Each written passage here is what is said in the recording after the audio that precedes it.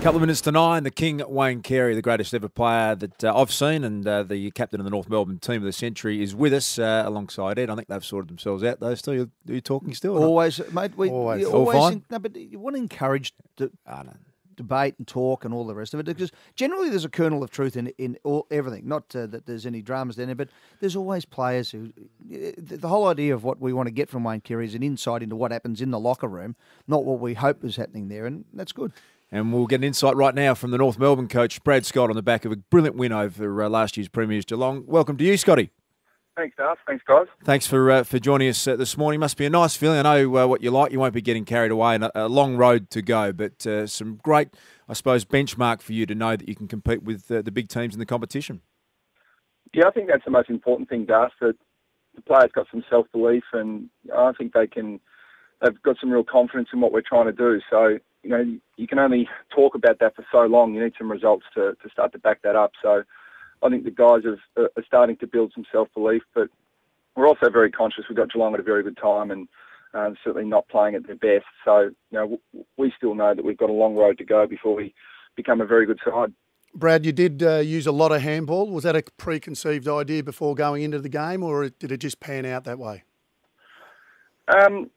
Look, a little bit of both, Wayne. We've worked on where we think the game's going, and the game constantly evolves and constantly changes, and sometimes it goes in a full circle and comes back to the way the game was played a while ago. So I think our ball movement and our offence will change from week to week depending on what the opposition throw up at us. But often there are numbers behind the ball these days. Not that Geelong do that too often, but the only way to work your way through that rather than kick the ball back to the opposition numbers is to handball. Now, if the opposition throw up a different defensive strategy, then we've got to adapt. So, the main thing on with our game is adaptability and flexibility.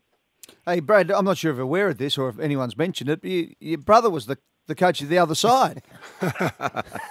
Well, pleasingly, Ed, no one actually mentioned it last week. Oh, so good.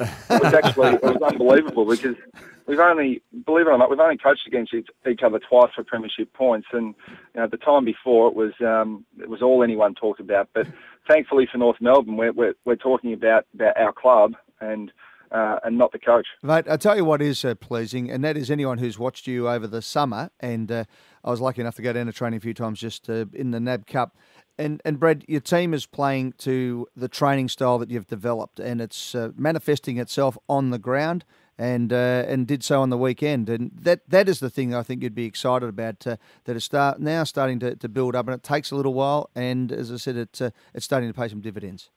It does take time, but we've had real flexibility with our coaching staff and our field staff over the last couple of years. So, we've had that continuity now, and they've done a fantastic job. Shane Watson has done a terrific job with our defence, and I think some of our defenders are in career best form. And to a side like Geelong in contested ball and clearances like we did is a credit to Darren Crocker. So, I think the assistant coaches have got to take a lot of credit for that. And I tell you what, you can't use injuries as an excuse, everyone says, because they're a reason. They're not an excuse. And it's good to actually have a team, because last year you played the first half of the year with kids and blokes who are on one leg. Yeah, it's extraordinary when you think about it. This time last year we had 27 players available. On the weekend against Geelong we had 45 available. So it makes a significant difference. And when you look at our key position stocks, we had Cameron Pedersen, Nathan Grimer, Robbie Tarrant, Lockie Hansen, Cam Delaney, who played the week before and played well, all playing in the VFL. So we've got a lot of players who would consider themselves worthy of being in the best 22 who are not in there at the moment. And Brad, Daniel Wells, who was under an injury cloud, and we thought that he wouldn't even be playing to this stage of the year, but his form was just terrific on the weekend. When you've got a guy that can carry the ball like that, it makes a massive, massive difference. And I do believe he actually had a few sleepless nights before the game also. Yeah, he had some pretty significant dental work done just yesterday. So anyone who's had some pretty severe toothache knows that it's pretty hard to sleep. So he's had that for a little while, but he's got that fixed now. And but it's a real credit to Wellesley and to his mental toughness, to his resilience to come through some pretty significant issues over the last 12 months or so with the blood clot. And, people forget he had, major shoulder surgery as well. So he's a very resilient guy, and I think he's been criticised in the past unfairly. And he's showing what a complete player he is now, because he is a fantastic outside ball carrier, but he's also an inside ball winner. So that makes him very hard to play on. I don't know how he sleeps at night. Good on you, mate. Hey, Brad, good luck. The Kangas are playing exciting footy, and it's fantastic for the club and for you as well. You deserve all the success you get. Thanks, guys. We've just got to keep it going now. Well done, Scotty. Brad Scott.